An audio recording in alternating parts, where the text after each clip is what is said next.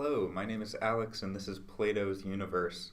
Plato's Universe is a simulation of the geocentric model of the universe popularized by Plato in around 360 BC. This simulation is based more on the work done by Ptolemy about 500 years later in 100 AD, because the alterations made by Ptolemy helped it to become one of the most predictive models of the universe at the time. Plato's model of the universe was based off of two assumptions. One, the Earth doesn't move, and two, all celestial objects orbit in perfect circles.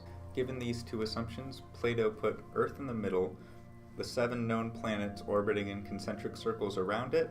These planets were, in order, the Moon, Mercury, Venus, the Sun, Mars, Jupiter, and Saturn, and one large star sphere containing all other stars in the sky, rotating at a constant speed around the Earth.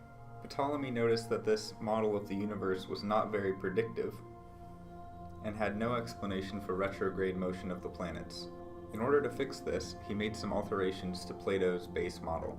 He allowed the planets to orbit around a point that itself was orbiting the Earth, and he called this motion epicycles.